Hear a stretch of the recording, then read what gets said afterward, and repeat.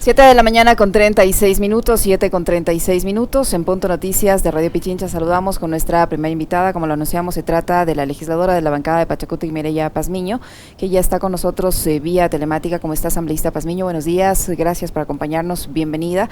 Le saludamos a Alexis Moncayo, quien le habla, Licenia Espinel. La ley urgente de inversiones no se votará este mismo día, que está previsto su segundo y definitivo debate, sino el día justo en que se juega un partido de la selección ecuatoriana de fútbol rumbo a su clasificación al Mundial de Qatar 2022. Qué buen timing, una estrategia del oficialismo, valga decirlo. El oficialista Juan Fernando Flores comentó que la idea es que el Pleno de la Legislatura debata este martes la propuesta del informe para segundo debate y luego regrese a la Comisión de Desarrollo Económico para recoger las observaciones, y el jueves, el día del partido, sea sometida a votación, es decir, el último día que tienen de plazo en la Asamblea Nacional para su aprobación. Esperemos que no nos metan un gol. Asambleísta Pazmiño, buenos días, bienvenida. ¿Qué ha pasado en Pachacutic? ¿Ya han decidido cómo van a actuar respecto a esta normativa y qué posibilidades hay de que no nos metan un gol a los ecuatorianos con el tratamiento de esta ley el día jueves? Buenos días, bienvenida. Buenos días, Liceña, muchas gracias por la invitación. Un saludo a Alexis, a todos los ecuatorianos y en especial a la provincia de Bolívar. Bueno, es muy complejo cómo está la situación política en la Asamblea Nacional. Se discute también tener la mayoría y esperemos que para archivar o negar este proyecto de ley tengamos la mayoría por el bien del país, como les acabé de escuchar a ustedes. También esa posición que este proyecto de ley va a traer muchos perjuicios a los ecuatorianos, la precarización laboral, las privatizaciones en especial, y al existir las privatizaciones estaremos perdiendo todos los ecuatorianos los bienes más importantes, quienes nos traen réditos, utilidades, y iría al presupuesto. ¿Y ahora dónde iría? ¿A manos de inversionistas, a manos extranjeras? ¿Dónde iría ese presupuesto que debería entrar para todos nosotros?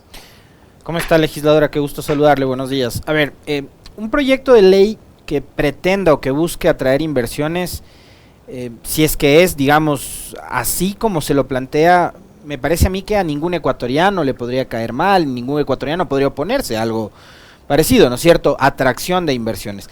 Pero, digamos, a mí lo que me interesaría como ecuatoriano, como trabajador, como ciudadano, es que esas inversiones que llegan al país vengan a fomentar empresas, o sea, venga y se construya una fábrica, qué sé yo, de autos o de cualquier otra cosa, y que esa fábrica contrate a 200, 300, 2000, 3000 trabajadores, ¿no es cierto?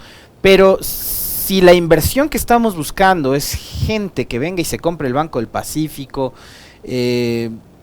a la que le deleguemos las hidroeléctricas, los hospitales, cosas por el estilo, o sea, cosas que ya los ecuatorianos construimos y que además se construyeron con los impuestos y con los recursos del país, ya es otra cosa, ¿no? Entonces, ¿a usted le provoca la misma sensación que a mí, en mi caso, la delegación, el uso de estas palabritas para maquillar y para romantizar la privatización? Antes usaron monetización, ahora les llaman delegación. ¿A usted le cae mal la utilización de estas palabras para tratar de vender una ley que a todas luces busca prácticamente entregar el servicio público al sector privado? Bueno, nos trae preocupación, creo, y a todos los ecuatorianos y a la mayoría de los asambleístas quienes se han pronunciado, pero en sí lo que quiere es, más que nos cayera mal la palabra delegante, creo que es un engaño que nos quiere hacer el señor presidente a todos nosotros. Y no solamente nos vamos con la privatización, nos vamos a la precarización laboral. ¿Qué pasa con las personas o con las personas que vienen a invertir? Entregan una cierta cantidad para que se les delegue un hospital.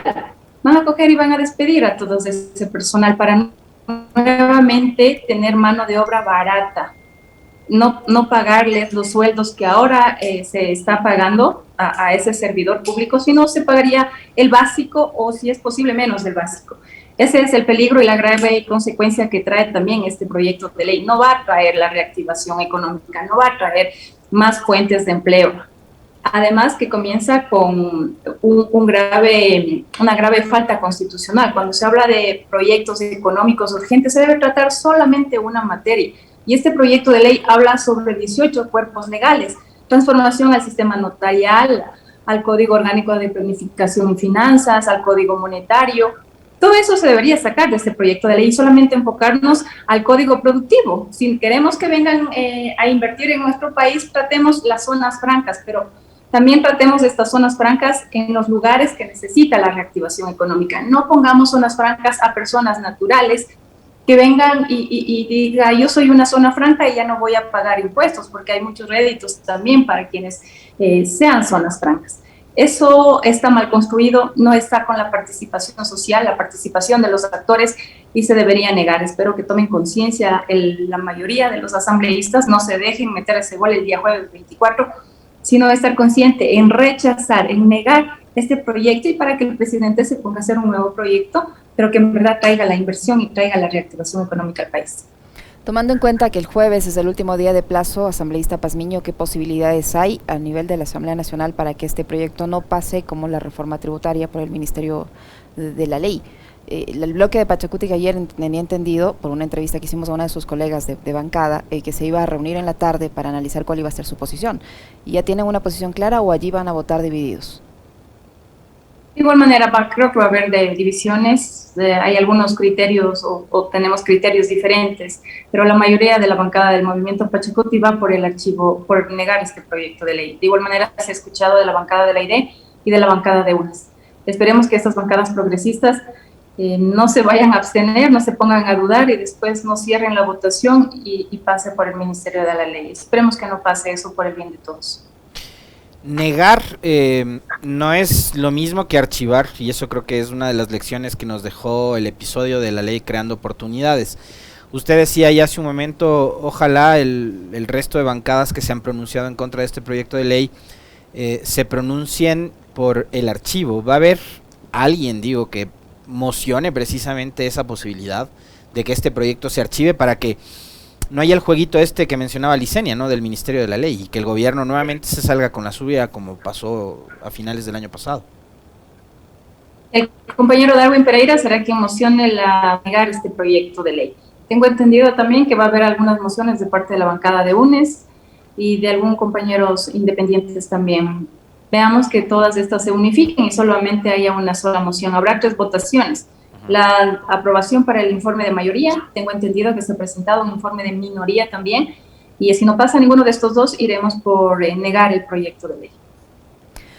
Asambleísta Pazmiño, con ocasión de esta propuesta del gobierno, en las últimas horas, el fin de semana, circuló un decreto, un supuesto decreto de muerte cruzada. ¿No les han insinuado el asunto, el tema de la muerte cruzada nuevamente para presionarles por la aprobación de este cuerpo legal? Hay amenazas de una muerte cruzada y la ley lo permite al señor presidente bajo el pretexto de impedir el Plan Nacional de Desarrollo. Yo le pongo también en consideración al señor presidente, se está cumpliendo ese Plan Nacional de Desarrollo, él está cumpliendo con lo que él propuso, además que presentó de manera atrasada en el plazo, presentó acá en la Asamblea Nacional, pero no hemos visto. Él ha ofrecido muchas cosas, ha planteado muchas cosas en ese Plan Nacional de Desarrollo, entre ellos explotar 1 millón de barriles diario, no se lo está cumpliendo y lo dijo en el primer año de su gestión, habrá la explotación de 1 millón de barriles diario. Ahora, según lo que ha manifestado el gerente de Petroecuador, tenemos 489,000 barriles diarios. Entonces, ¿de qué hablamos? ¿De qué Plan Nacional de Desarrollo hablamos? ¿Cuál es el impedimento que hace la Asamblea Nacional? Lo único que estamos diciendo, haga bien las cosas, señor presidente, presente un proyecto de ley de acuerdo a lo que dice la Constitución y de acuerdo a las necesidades de todos los ecuatorianos. No privatice nuestros bienes, no traiga la precarización, no se enfoque solamente a un grupo de personas o a sus amigos o al sistema financiero, que este proyecto de ley es enfocarse al sistema financiero. Aparte de delegar, no le va a concesionar con un contrato, lo va a concesionar con fideicomisos. ¿Y a quienes protegen los fideicomisos? A quienes invierten, es decir, a las personas de afuera. Nosotros los ecuatorianos no estaremos protegidos con esta ley. Por eso estamos rechazando. Y el rechazo y velar por el bolsillo de todos nosotros o por el bienestar de todos los ecuatorianos es poner impedimento para el Plan Nacional, pues así que lo considere. Él está en su derecho, veamos qué es lo que pasa, pero con amenazas no funciona esto. Esto funciona con buenas políticas públicas. Hablando de amenazas, quiero invitarle a usted, asambleísta Mireya Pazmiño, a Licenia y a nuestros amigos que nos ven y nos escuchan, que escuchemos un extracto de lo que fue la intervención del vocero presidencial, de uno de los voceros presidenciales, que es el señor Carlos Gijón, quien se refirió ayer en una rueda de prensa con respecto de la aprobación o no de este proyecto de ley de inversiones y el rol que va a desempeñar la Asamblea Nacional hoy y a futuro. Escuchémosle a Carlos Gijón. Ambos puntos, las alianzas público-privadas y la creación de zonas francas, tiene por objeto atraer inversión extranjera que permita generar empleo. El gobierno cree que algo tan simple como decir a los ecuatorianos, estamos proponiendo una ley para crear más empleo, es difícil entender cómo alguien puede negarse. El que se niega tendrá que responder ante la historia. Tendrá que responder ante la historia por qué votó en contra de un proyecto para generar más empleo. Que ustedes van a tener que responderle a la historia, dice Gijón, si es que niegan o archivan este proyecto de ley que va a generar 30.000 millones de dólares según ellos. Me gustaría ver si, en verdad, o sea, yo creo que está de juego muchas cosas para el país, pero si no fuera así, votaríamos por ese proyecto de ley y veamos de dónde sacan los 30.000 millones de dólares, vendiendo nuestros bienes, y luego para el presupuesto, ¿de dónde vamos a sacar plata? ¿Dónde vamos a sacar plata para la salud, para la educación? Si todo se va a privatizar, vamos a un Estado mínimo, y un Estado mínimo no estamos equipados para aquello. Necesitamos de nuestros bienes, de nuestros productos. Comienzan a concesionar. Ya están concesionando los pozos petroleros, después va a concesionar la electricidad, a concesionar la salud, a concesionar la educación. ¿A dónde vamos a parar los ecuatorianos si no tenemos trabajo? Es lo que yo pregunto al señor presidente. Veamos y realmente construyamos un buen proyecto de ley. Pidamos la participación de la parte productiva, de la parte agrícola, montemos zonas francas, que vengan los inversionistas a poner sus empresas, a usar nuestra materia prima, a usar nuestra mano de obra, pero no a estipular que sea una zona franca, una persona natural que se pueda poner en cualquier parte de la urbanidad y no genera ningún rédito, no genera fuentes de empleo. Eso está trayendo para beneficio de una empresa o de una persona que no vaya a pagar impuestos porque se considera zona franca.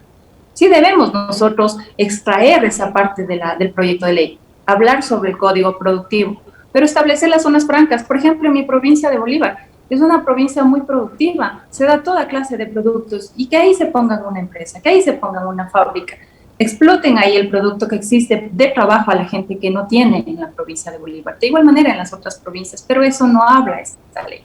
No trata de venir inversionistas y tratar de producir todo lo que da el Ecuador. Es a lo contrario.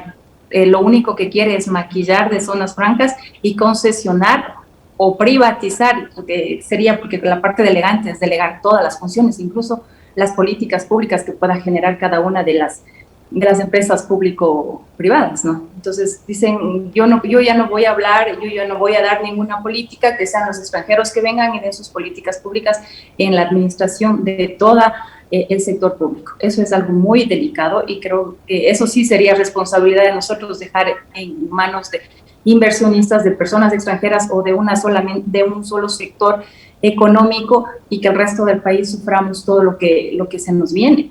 Ya estamos pagando impuestos y encima se nos va a venir alzas de todos los consumos básicos que nosotros tenemos. O sea, estas delegaciones, el costo de estas delegaciones se los va a trasladar a los ciudadanos. O sea, cuando empiecen los hospitales, claro, la infraestructura educativa, las cárceles, etcétera, etcétera, etcétera, cuando empiecen a ser operados por privados, eso va a traer un costo, ¿no es cierto? Porque ellos van a querer, o sea, una empresa privada es una empresa con fin de lucro, van a querer ganar algún tipo de rentabilidad, y ahí lo que van a hacer es trasladarle el costo al ciudadano. Nadie viene a invertir si no tiene sus utilidades. Nadie tampoco se arriesga a invertir si no le dan una seguridad jurídica. Y eso se le está dando a través de los fideicomisos. Si le va mal, si no le da rentabilidad a esa empresa, no pasa nada. Los privados seguirán siendo sus ganancias. Quienes perdemos somos nosotros los ecuatorianos. Y sí, si concesionamos la empresa eléctrica, hacen sus inversiones, ¿y a quiénes van a cobrar? A los ecuatorianos. Aparte que ya está construida las eléctricas, ¿no? Tal vez una mejora o mantenimiento, y eso va a ir a cargo de todos los ecuatorianos, aparte de lo que ya pagamos impuestos, como le mencioné. Asambleísta Pazmiño, ya en otro tema, ¿qué va a pasar con el juicio político al procurador del Estado, Íñigo Salvador? Ayer no se resolvió esto en la Comisión de Fiscalización, va a pasar al Pleno. ¿Cuál es el procedimiento allí?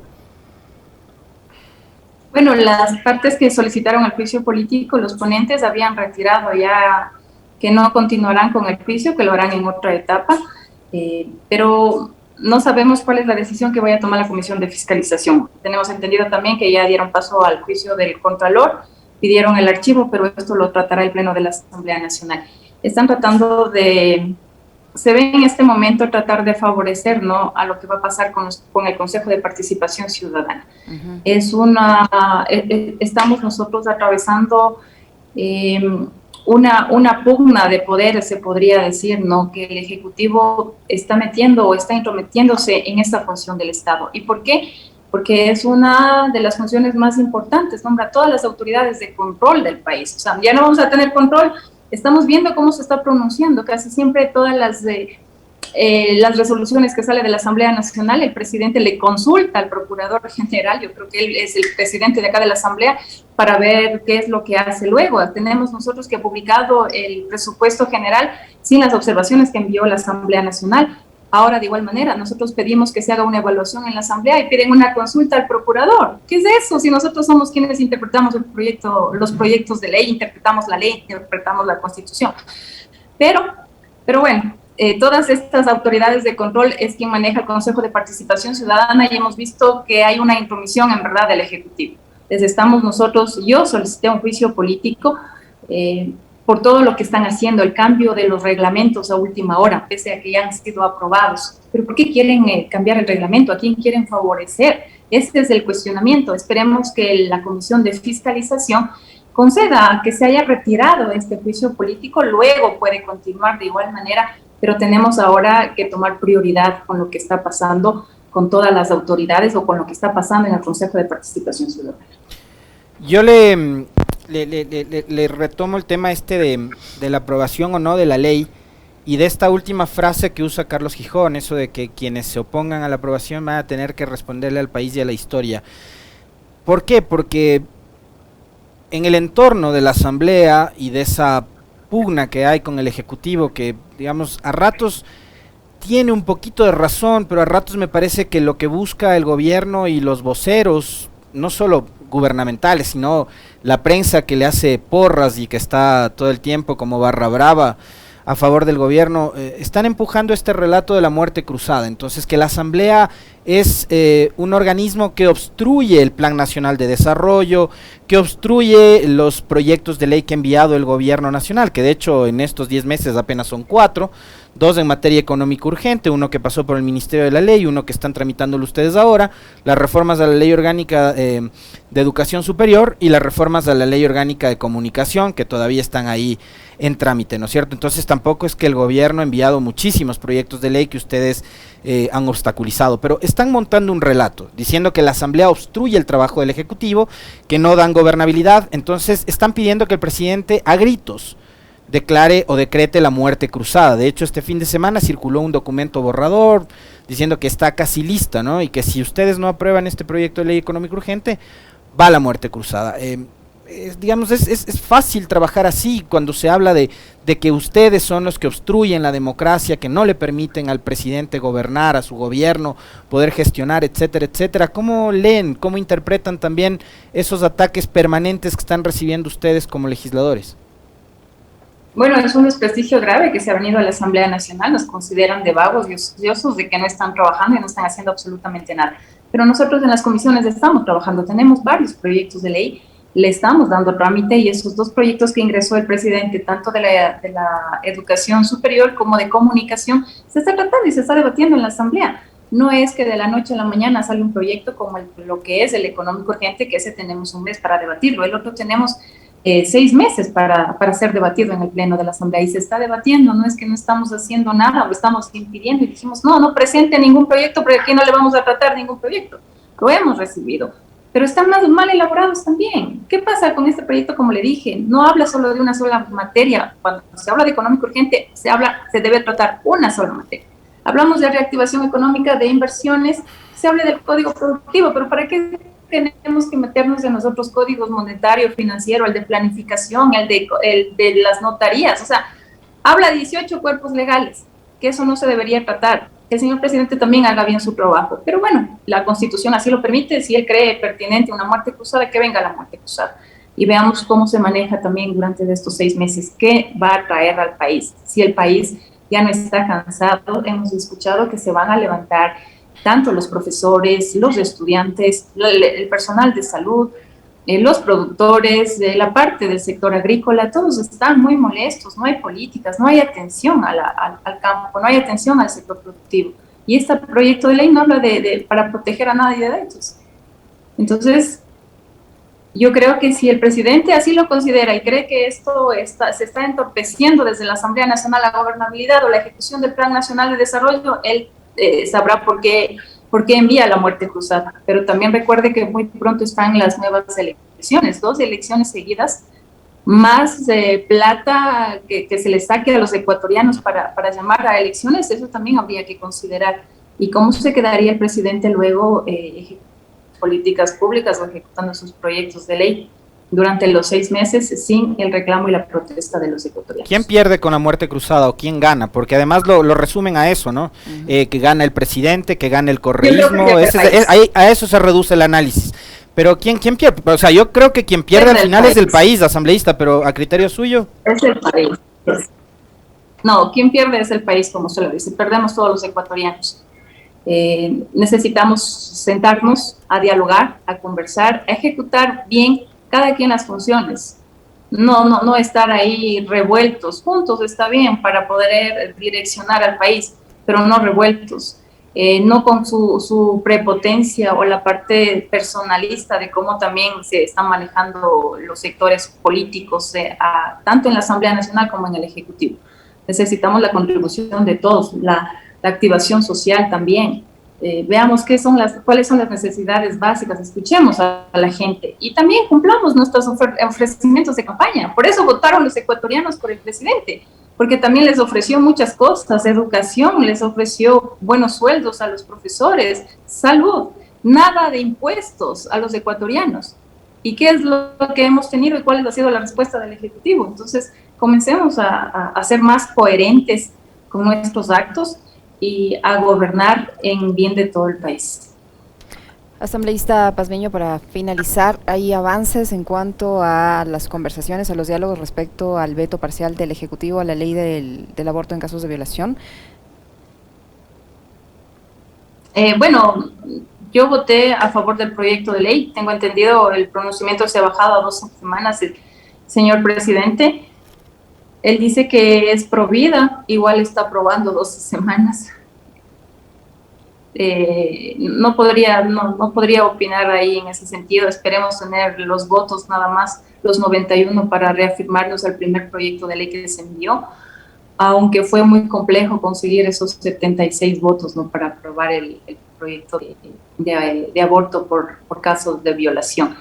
No creo que tengamos o alcancemos los 91 y pasará, como usted lo manifiesta, tal como lo ha enviado con ese veto que envía el presidente con 12 semanas para las niñas en caso de violación. No han avanzado las conversaciones, no hay la posibilidad. Yo creo que no tendremos estos votos. Fue casi como le dije con las justas que aprobamos ese proyecto de ley. Con el veto del presidente necesitamos 91 para reafirmarnos. No ha habido diálogos. Yo creo que pasará tal como nos está enviando ahora el Ejecutivo, con esas 12 semanas para las niñas en caso de violación. Pero eso es un retroceso para todos los derechos de las mujeres. Yo creo que todas las mujeres deberemos decidir sobre nuestro cuerpo, en especial a niños que hayan sido abusados sexualmente. O sea, esto es falta de conciencia de parte de las autoridades. No creo que acá debe venir o priorizar la moral o la religión, debería priorizar la vida y principalmente de nuestras niñas. Le queremos agradecer a asambleísta Pazmiño por su tiempo, por la información que nos ha proporcionado. Mireya Pazmiño, asambleísta de la bancada de Pachacuti, que ha estado con nosotros. Muy amable, asambleísta, muchas gracias.